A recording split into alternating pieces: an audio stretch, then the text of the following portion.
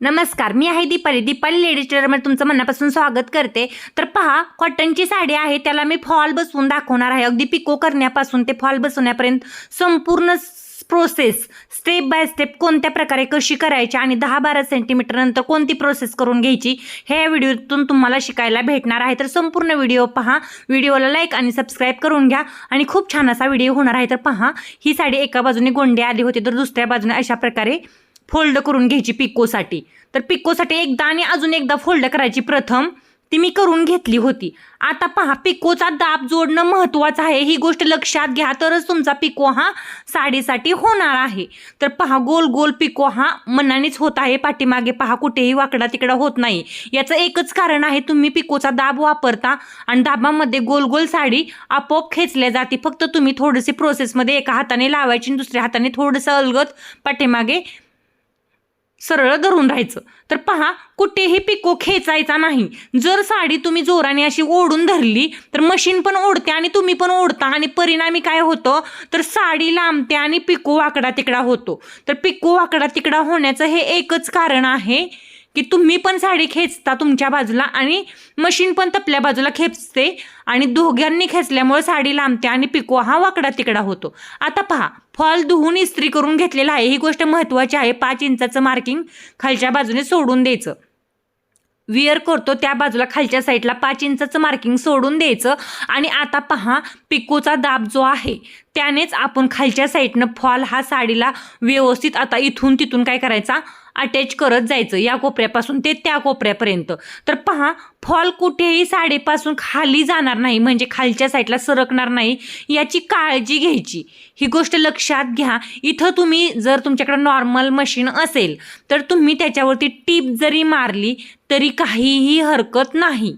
आता पहा, व्यवस्थित असा फॉल या टोकापासून ते त्या टोकापर्यंत आपल्याला काय करायचं आहे, व्यवस्थित असा शिलाई करून घ्यायचा आहे. तर तुम्ही पण हीच प्रोसेस वापरा, पिकोचाच दाब वापरा, म्हणजे काय होणार आहे, पिको हा एकदम परफेक्ट होणार आहे आणि फॉलचा पिकोही एकदम परफेक्ट होणार आहे. तर हात शिलाईची प्रोसेस पण मी तुम्हाला सांगणार आहे. आता पहा, एकदम परफेक्ट पद्धतीने काय केलेलं आहे मी, हा कॉटनच्या साडीला फॉल जो आहे तो अटॅच करत करत आलेला आहे. फॉल पण कॉटनचाच आहे, धुवून इस्त्री करून घेतलेला आहे, हे तर मी तुम्हाला मगाशी सांगितलं होतं. पहा, प्रेस करून घेतल्याने फॉल आहे ना पुन्हा आकसत नाही, ही एक गोष्ट लक्षात ठेवा.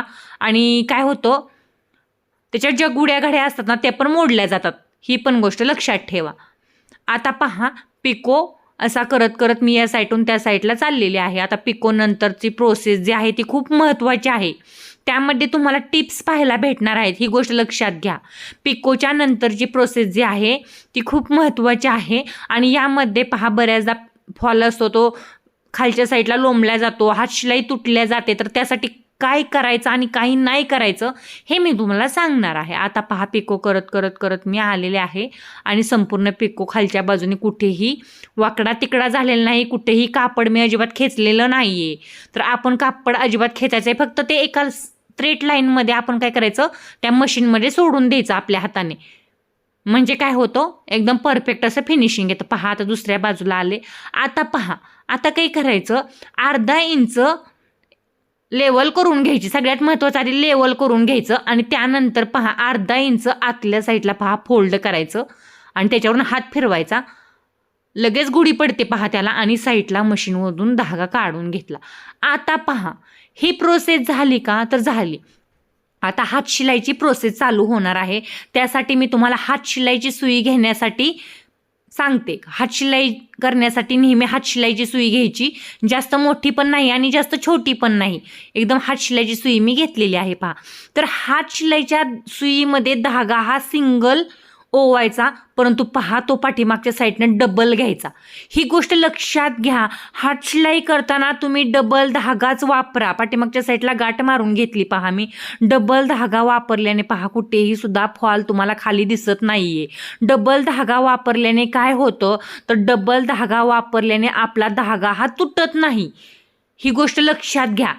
जरी तुम्हाला वाटत असेल की नाही हात शिलाई करताना तो तुटतो किंवा म्हणजे असा सिंगल थ्रेड जो असतो, इथं पहा मी गाठ मारून घेतली, की तो बाहेर दिसतो असं तुम्हाला वाटतं हातशिलाईनंतर, परंतु आपण मॅचिंगचा जर धागा वापरला, ही गोष्ट लक्षात घ्या, मॅचिंगचा धागा वापरला तर हातशिलाई कुठेही वरती दिसत नाही. एकदम परफेक्ट मॅचिंगचा धागा घ्यायचा.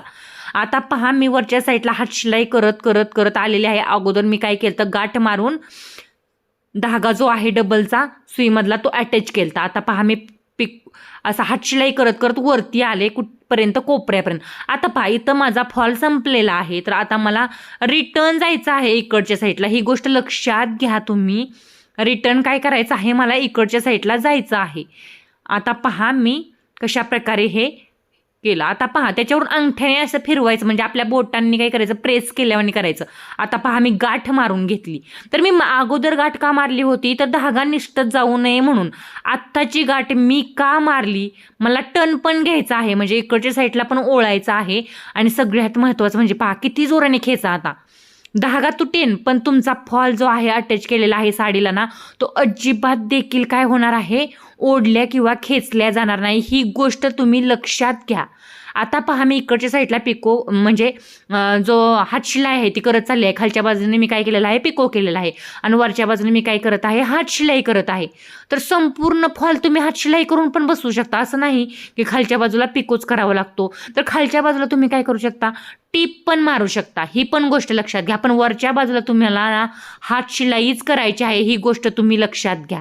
आता पहा, अशा प्रकारे मी पिकोची खालच्या बाजूने आणि हातशिलाई वरच्या बाजूने करत करत आलेली आहे. तर पिको झाला, एका बाजूची हातशिलाई झाली. आता दुसऱ्या बाजूची हातशिलाई जी माझी चाललेली आहे त्याच्यावर आता 10 ते 12 सेंटीमीटर पिको करून झाल्यानंतर मी पहा तुम्हाला काय करायला दाखवत आहे.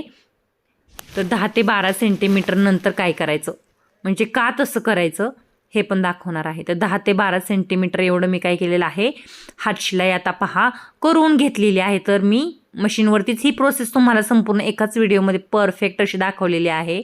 अशाच प्रकारे तुम्ही काय करा. आणि हां, बऱ्याचदा धागा सुईतला खेचताना पाठीमाग गाठ येते पहा. तर पाठीमागचा थ्रेड हातामध्ये धरायचा म्हणजे गाठ येत नाही. पहा, याच्यावरून काय करायचं, अशा प्रकारे बोटं फिरवायची. असे बोटं का फिरवायचे असतात, तर पाठीमागं गुड्या दिसू नयेत म्हणून, म्हणजे दोरा एकसारखा सगळीकडे राहावा म्हणून. ही एक गोष्ट लक्षात घ्या.